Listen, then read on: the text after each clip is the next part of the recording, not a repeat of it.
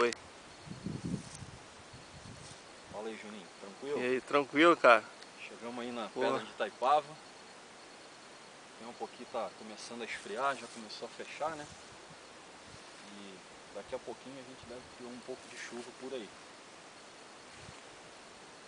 E a caminhada, para muita gente, né, olhando lá de baixo parece fácil, mas engana, mas o visual é muito legal, né? Com certeza. Maneiro. Muito show, cara.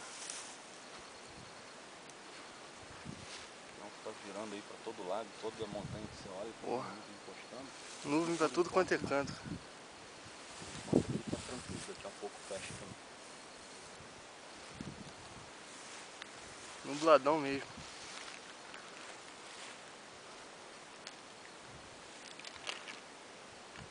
Olha o Sport Drink aí. Sport Drink aqui pra dar uma repor energia, né? Isso aqui é muito bom. Isso é essencial, né?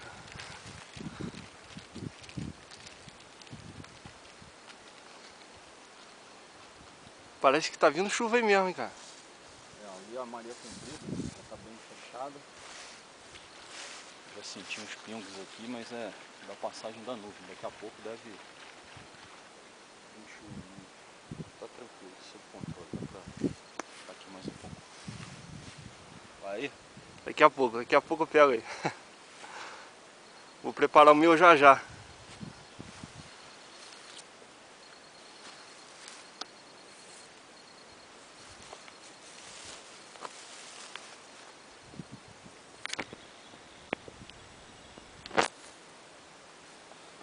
Se amarrou na caminhada? Fora de sério, cara. Pô, show de bola, hein? Valeu a pena. De lá de baixo não tem noção disso aqui de cima. Como é que é isso aqui? Maravilhoso. Maneiro, né? Muito bom. Isso aí. Valeu, Até a próxima. abraço.